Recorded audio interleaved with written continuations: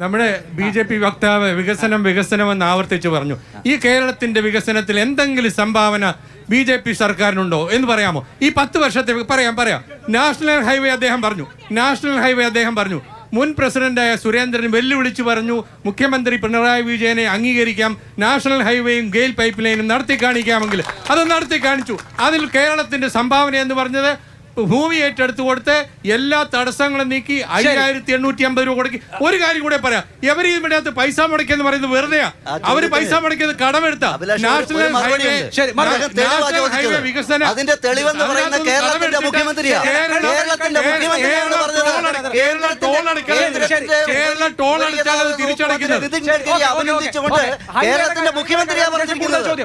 കേരളത്തിന്റെ മുഖ്യമന്ത്രിയാണ് കേരളത്തിന്റെ റോഡ് വികസനത്തിൽ നിതിൻ ഗഡ്കരി എന്ന് പറയുന്ന കേന്ദ്രമന്ത്രിയുടെ പങ്കിനെ പറ്റി പറഞ്ഞത് കേരളത്തിന്റെ മുഖ്യമന്ത്രിയാണ്. അതാണ് കേരളത്തിന്റെ മുമ്പിലുള്ള തെളിവ്.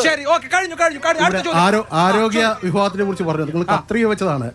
ജനങ്ങൾ 10 വർഷം കഴിഞ്ഞിട്ട് ആ കത്രിക വെളിയിലെടുക്കേണ്ട സാഹചര്യം വന്നത്. അങ്ങനെയുള്ള വിഭാഗത്തിലെ ആരോഗ്യ വിഭാഗത്തിന്റെ ആരോഗ്യത്തിന് എന്തെങ്കിലും സൂചി വേണമെങ്കിൽ വെളിയിൽ നിന്ന് മേടിക്കണം. അങ്ങനെയുള്ള വിഭാഗത്തെ കുറിച്ചാണ് ഇത് ഈ പറയുന്നത്. ആരോഗ്യമന്ത്രിയുടെ ജില്ല മറുപടി പറയും. അദ്ദേഹം മറുപടി പറയും.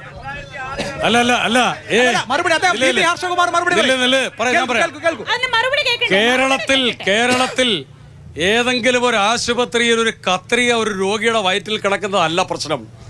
കേരളത്തിൽ ഉമ്മൻചാണ്ടി മുഖ്യമന്ത്രി ആയിരുന്നപ്പോ ആ മുഖ്യമന്ത്രി കസേര ഒരു പ്രാന്തക്കാരിയിരുന്നു. അതാണോ കേരളം ചർച്ച ചെയ്യുന്നത്? ആണോ? പറയട്ടെ.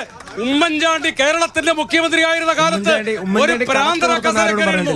അതാണോ ചർച്ച ചെയ്യുന്നത്? ഞാൻ പറയട്ടെ.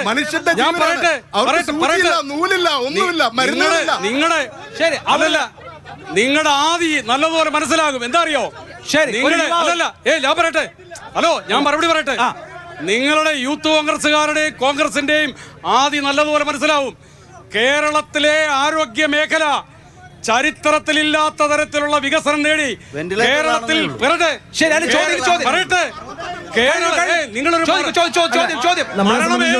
ആശുപത്രിയിൽ മരണം ഏത് കാലത്തും ഉണ്ടാവും. ആശുപത്രിയിൽ മരണം എല്ലാ കാലഘട്ടത്തിലും ഉണ്ടാവും. പക്ഷേ നമ്മളെ സംബന്ധിച്ചുകൊണ്ട് ഏറ്റവും വലിയ പ്രശ്നം എന്ന് വെച്ചാൽ ഇപ്പൊ ബാക്ക് സ്റ്റോമും അടക്കമുള്ള ഒരുപാട് ഇന്റർനാഷണൽ ഏജൻസികൾ ഇന്ത്യയിൽ ഇൻവെസ്റ്റ്മെന്റ് നടത്തിയിരിക്കുകയാണ്, പ്രത്യേകിച്ച് കേരളത്തിൽ. അപ്പോൾ സാധാരണക്കാരനെ സംബന്ധിച്ചുകൊണ്ട് ഓരോ വർഷവും മെഡിക്കൽ ഫീൽഡിൽ ഉണ്ടാകുന്ന ഇൻഫ്ലേഷൻ 12% ഇപ്പോൾ നാട്ടിലെ ആളുകളൊക്കെ സ്വകാര്യ ഇൻഷുറൻസ് ഏജൻസികളുടെ പിറയിലാണ്.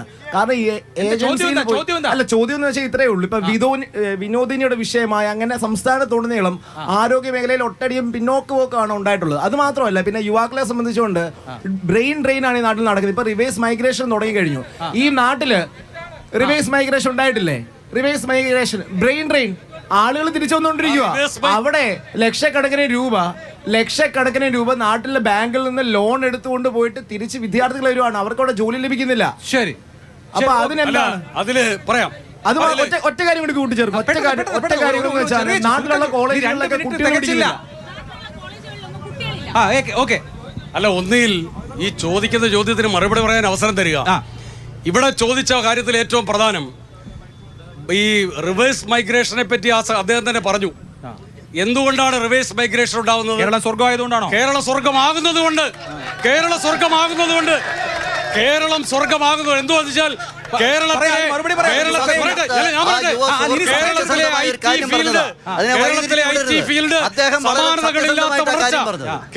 ഐ ടി ഫീൽഡിൽ സമാനതകളില്ലാത്ത വളർച്ച, കേരളത്തിലെ എല്ലാ മേഖലകളിലും MSMEകളിലും അതേപോലെ തന്നെ സ്റ്റാർട്ടപ്പുകൾ, കേരളത്തിന്റെ ചരിത്രത്തിൽ ഇതുവരെ ഉണ്ടാകാത്ത പുതിയ മുന്നേറ്റമുണ്ടായി.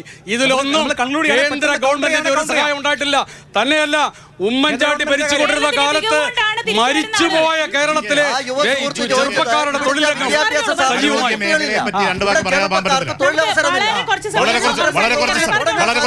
വിദേശത്തും മറ്റു സംസ്ഥാനങ്ങളിലും പോകേണ്ടി വരുന്നു. അതാണ് ആ യുവ ആരോഗ്യമന്ത്രിയുടെ ജില്ലയിൽ നിന്നുകൊണ്ട് നമ്മൾ സംസാരിക്കുന്നത്. 5 പേർ തിരുവനന്തപുരം മെഡിക്കൽ കോളേജ് മരണപ്പെട്ടു. 5 പേര് അവിടെ. ഞാൻ പറഞ്ഞത് 5 പേർ തിരുവനന്തപുരം മെഡിക്കൽ കോളേജിലെ വെന്റിലേറ്ററിൽ 5 പേരാണ്. ഒരു കാര്യം മനസ്സിലാക്കണം. തെളിയിച്ചത് ഞാൻ ഒരു പറഞ്ഞില്ല. കാര്യം മനസ്സിലാക്കണം. തെളിയിച്ചെന്ന് ഞാൻ പറഞ്ഞില്ല. ഈ പക്ഷേ ആ കോൺഗ്രസ് വെടിയേറ്റ് 5 പേരാണ് മരണപ്പെട്ടത്. അല്ല, ഒരു കാര്യം കേരളത്തിന്റെ ചരിത്രത്തിൽ ആദ്യമായി ഒരു മെഡിക്കൽ കോളേജിൽ ആരോഗ്യ ആ മെഡിക്കൽ കോളേജിലെ സൂപ്രണ്ട് ആരോഗ്യ സർജറി വിഭാഗം മേധാവി ആ ആശുപത്രിയുടെ മുമ്പിൽ എഴുതി ഒട്ടിക്കുകയാണ്, ഇവിടെ വന്നാൽ മരണം ഉറപ്പാണ്.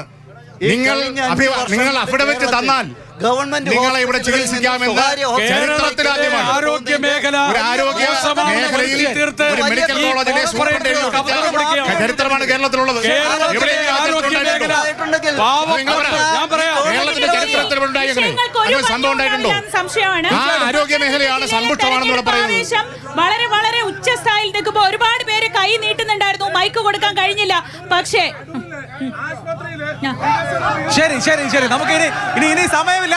വളരെ വളരെ വൈബ്രന്റ് ആണ്, വളരെ വൈബ്രന്റ് ആണ് അടൂർ, വൈബ്രന്റ് ആണ് പത്തനംതിട്ട. ഇതാണ് കേരളത്തിന്റെ ഇലക്ഷൻ വൈബ്.